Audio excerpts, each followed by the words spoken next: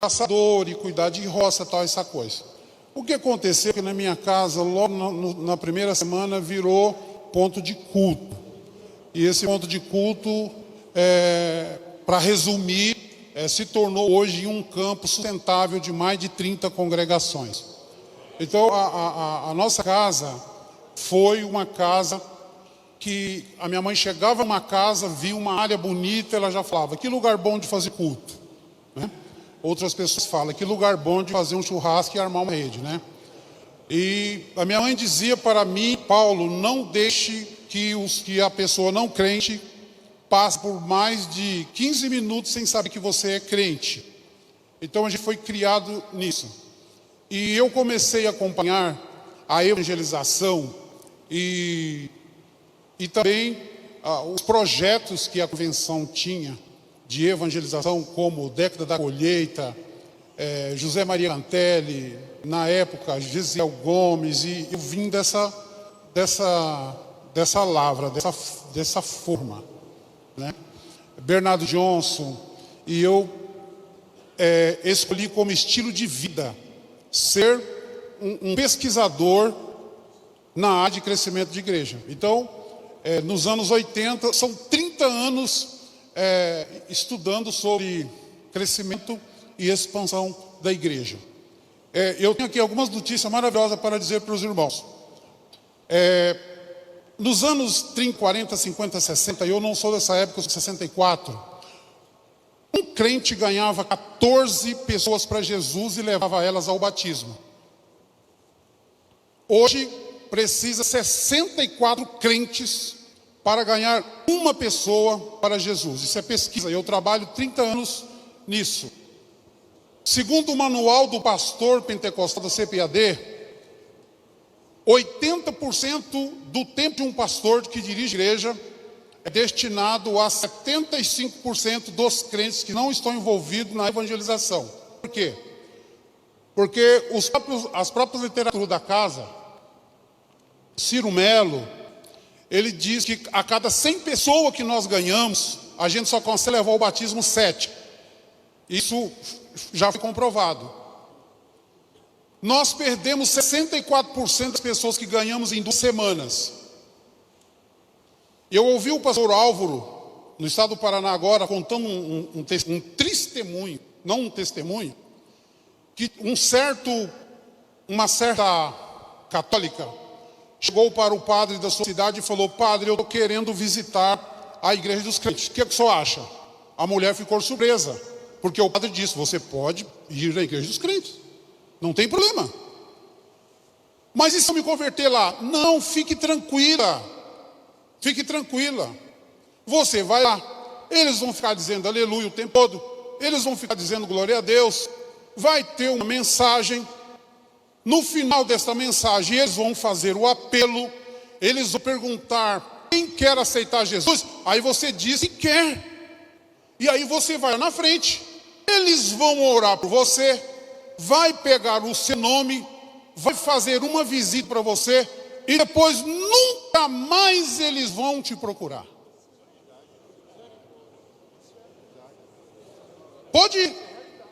Então, fiquemos espertos, porque os padres estão mandando o povo vir para a nossa igreja. Porque na mentalidade deles, nós não vamos cuidar mesmo.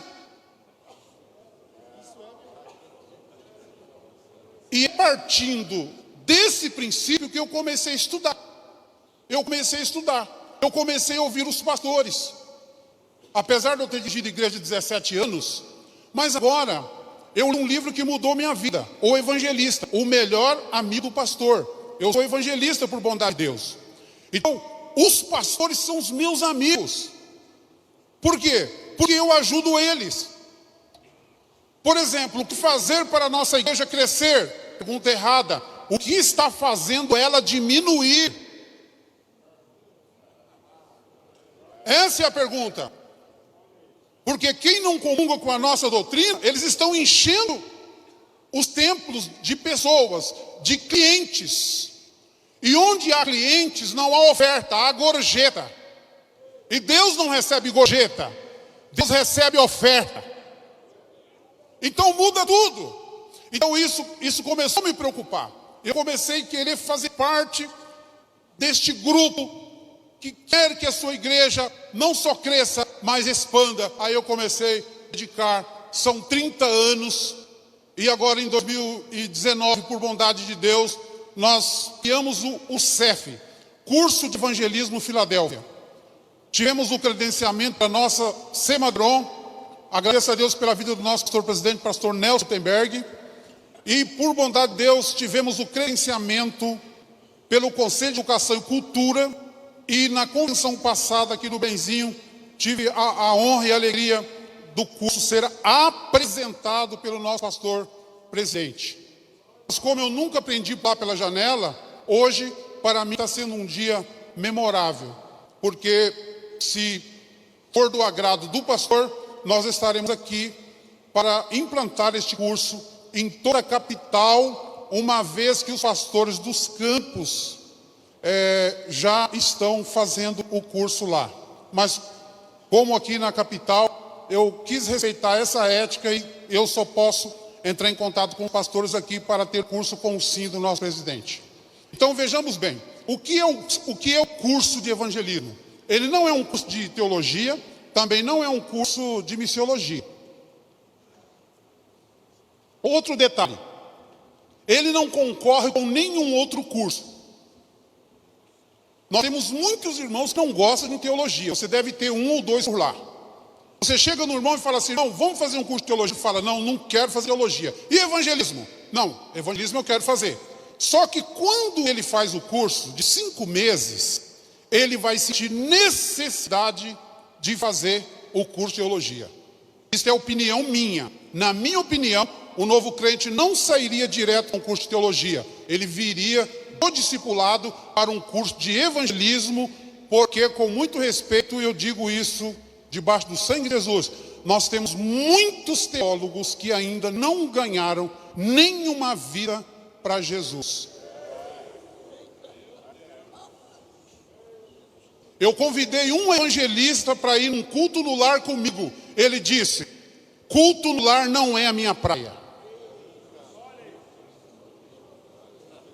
Porque lá no lar, segundo o material da nossa casa, o culto no lar não deve ultrapassar 45 minutos, uma mensagem de 15. E as mensagens dele é de 1 hora para frente. Então, isso que é interessante. O que eu fiz durante 30 anos?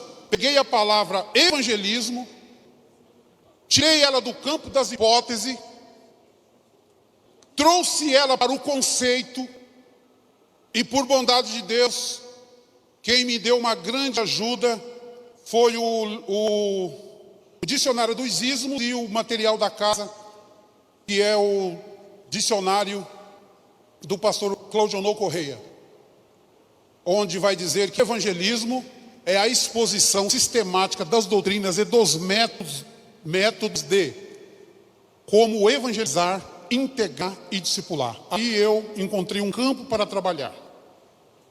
Com muito respeito diante de Deus, eu digo para os irmãos que, segundo os próprios materiais da nossa casa, evangelismo é diferente de evangelização. Por força do hábito, nós fazemos evangelização e chamamos evangelização de evangelismo. Aí alguém disse, mas é a mesma coisa, não muda nada. Muda sim. Quando nós temos duas coisas parecidas, semelhantes, a gente tem dificuldade de conceituá-las. Por exemplo, vou usar o exemplo aqui do café. Eu vou fazer café, eu vou passar café, eu vou coar café. Qual que é a função? Tomar o café. Qual que é a forma? Aí a forma se diverge, porque alguém coloca o pó na água, outros colocam com açúcar, sem açúcar e tal. Não importa, só que o consumidor final tem que beber café, não importa a forma. Então nós temos um curso que ele não apresenta método, ele apresenta função. Qual é a função? A função é ir de fazer discípulos. Qual que é a forma? A forma Jesus colocou. Em lugar nenhum na Bíblia, Jesus apresenta método. ele apresenta função. Por quê? Porque o método é circunstancial, temporal, local e muda de um período para o outro. Eu saí daqui dos anos 80, havia uma forma de evangelizar. Agora não dá mais para fazer a mesma forma. E tem pessoas que ele espiritualiza a forma. E nós não podemos espiritualizar a forma. Outra coisa, esse curso não é um projeto. Eu não chamo ele de projeto porque não é projeto. Porque a nossa convenção já tem projeto. É ganho mais um. O que esse curso influencia no projeto Eu Ganho Mais Um? Ele vai potencializar o Eu Ganho Mais Um. Por exemplo, lá no século IV para cá, criaram os departamentos. A igreja primitiva não tinha departamento, não tinha avisos e nem apresentação de pessoas. E também não tinha dia de culto na igreja primitiva. Todos os dias, no templo e nas casas, não cessava de ensinar e nem falar de Jesus. E havia conversão todos os dias na igreja primitiva. Então, nós criamos algumas formas. E se o pecador não se encaixar dentro da forma que o irmão criou, ele está fora. Por exemplo, você que não tem culto na sua igreja na segunda, eu pergunto, o que a sua igreja pode oferecer para o pecador que só pode ir lá na segunda? Por exemplo, nós ficamos bitolados na escola dominical. Estava conversando com o pastor ontem sobre esse respeito. EBD. O que a nossa igreja pode oferecer para o pecador que não pode estar na EBD, porque ele é feirante? Então nós podemos criar ES, Escola Bíblica de segunda, Escola Bíblica de terça, Escola Bíblica de quarta. A escola bíblica não pode estar restrita a dia nem horário. Em qualquer lugar, o discipulado também. Então o curso ele trabalha essa mentalidade. Então o primeiro módulo é evangelismo. Essa palavra ismo faz a grande diferença. O pastor Claudinot, ele diz que a igreja gosta de evangelizar, mas ela não gosta muito do ismo. Por quê? Porque o ismo é sistema. Diga comigo, sistema. O ismo é quem queremos ganhar, onde essas pessoas estão, quais são os temores dessas pessoas, que tipo de evangelização nós vamos praticar no nosso bairro. É evangelização verticalizada ou é evangelização horizontal? É evangelização pessoal ou evangelização de massa? Ou cruzada evangelizante? Ou evangelização em presídio? Ou evangelização em hospitais? Quem queremos ganhar? Quais os recursos que nós temos?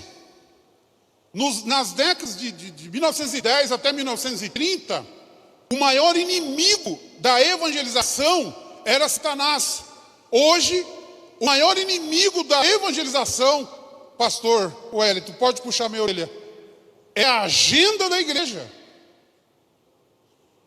É a agenda da igreja que é inimigo da evangelização. Porque o único departamento que não deveria existir na igreja é o departamento de evangelização. Por que a sua igreja não tem o departamento de evangelização? Porque lá a igreja toda. Então o que acontece? A igreja foi departamentalizada, segundo o pastor da Bahia, isso está registrado no Mensageiro da Paz, veio os males da departamentalização. Aí o que acontece? Cada departamento reivindicou um dia de culto, cada departamento reivindicou um dia de festa. E agora o pastor ficou apertado, como eu faço? Aí um tem uma ideia, não, pode continuar criando departamento e a gente coloca um nome diferente. Que nome? Perfeitamente, nós vamos fazer aqui um trabalho unificado, que aí todo mundo faz a festa. Mas o problema é que na hora da festa a gente começa a colocar fita reservada para o departamento tal, reservado para o departamento tal, e eu fico procurando onde está os reservados para o novo convertido, onde está o reservado para o pecador. Ele não consegue encontrar um lugar aqui. E um perigo que nós cometemos é querer copiar o modelo de Israel, porque a missão de Israel é uma missão de fora para dentro. A missão da igreja é de dentro para fora. Mas como assim? A missão de Israel é chamada missão centrípeta. Eu ligo a máquina, ela puxa água, ela puxa o sabão e ela começa a centripetar. Ela vai centripetando. Ela foi programada para centripetar, mas em algum momento ela começa a centrifugar. Quando a máquina está centripetando, ela puxa a roupa para o centro. Quando ela está centrifugando, ela puxa a roupa para fora. A igreja tem duas missões Primeira lição da igreja, missão centrípeta. O que é isso? Escola dominical, reunião de obreiro.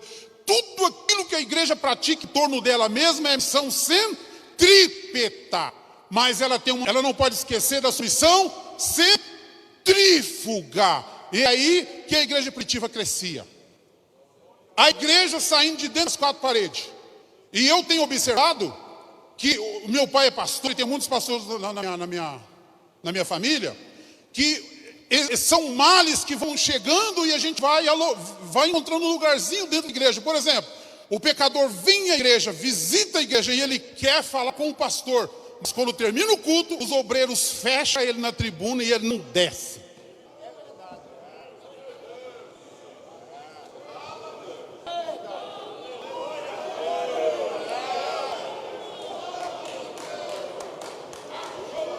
Qual é a sugestão? O pastor termina o culto, deixa os avisos para o vice-presidente e vai para a porta saudar aquele visitante que gostaria de pegar na mão do pastor.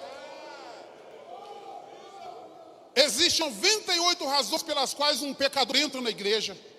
Uma delas, ele quer ver o pastor, ele quer saudar o pastor. Quando a esposa do pastor ou de gente dá um abraço na visitante, ela nunca esquece mais daquele abraço. Mas a gente fecha a esposa do pastor também. A gente não deixa as pessoas chegarem perto. Então o curso trabalha isso. A evangelização. Uma outra coisa também que, segundo os nossos pastores, eu estou repetindo o que eles dizem. Nós falamos muito na integração. Quantas pessoas gastaram para fazer a integração de Saulo? Você é memória boa, eu vou dizer. Olha só, vai Ananias. Eu vou dizendo e você vai contando. 1, 2, vamos lá. Vai Ananias. Está na casa de Judas. Aí apareceu o Barnabé. E Barnabé levou ele aos apóstolos. 15.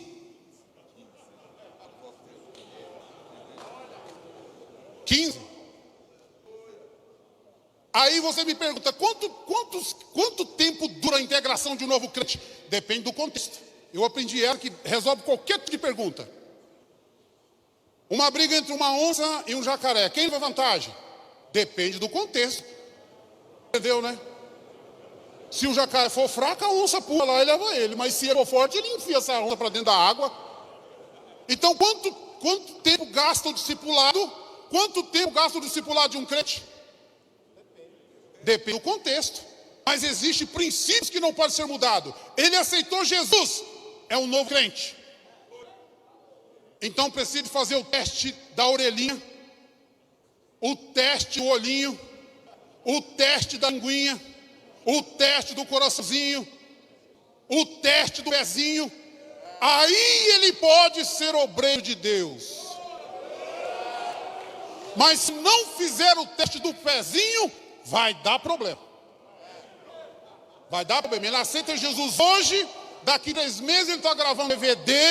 O pastor dele não sabe, ele já está pregando em outro ministério, ele já abre o ministério, simplesmente porque não fez os testes que precisa ser feito. Você fez o teste do pezinho? Então permaneça aqui na casa do Senhor. Quem fez o teste do pezinho, vai evangelizar. Quem fez o teste da linguinha, glorifica o nome do Senhor, não tem língua presa. Quem fez o teste da orelhinha, ouve o que o Espírito Santo fala e obedece. Quem fez o teste do coraçãozinho, ele ouve a palavra, mesmo que é dura, mas ele não faz pirraça, não faz calundu, como diz o baiano. Louvado seja o nome do Senhor. Eu gosto do evangelismo, porque o evangelismo emana da grande comissão. A grande comissão tem 4 faces. Vou encerrar agora 1 minuto. A grande comissão tem 4 faces. Primeira face, evangelismo. A segunda face, a evangelização. A terceira face, a integração total do novo crente. E a quarta face, o discipulado. Deus os abençoe. Se o pastor Wellington achar que isso pode somar, eu vou estar ali para entregar uns envelopes para os supervisores e nós estaremos entregando os informativos para que o irmão possa ter um núcleo lá na sua congregação, acima de 10. Quando o pastor falou que batizou quase 2.000, Segundo a minha experiência, o senhor pode batizar 4.000 crentes por batismo. Porque são mais de 9.000 igrejas. Calcula quantos membros tem na sua igreja, divide pelo tanto de crentes que tem, e você vai saber quantos crentes você está gastando para levar ao batismo. E aí tem o filho dos crentes também. É crescimento, mas não é aquele crescimento esperado. Pastor José Wellington, eu agradeço a Deus pela vida do senhor, e eu estou debaixo das suas orientações. Queridos, meus amados, queridos, como é bom, irmãos, ouvir, recapitular, colocar na ideia, analisar o que estamos fazendo errado, o tempo que estamos perdendo, o que estamos gastando.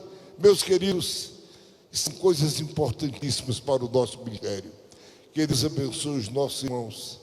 Nos trouxeram tanto o Paulo como o Sifrônio, estes irmãos, que Deus abençoe. E aí está, irmãos, nós somos 100% favoráveis ao trabalho de evangelismo e evangelização.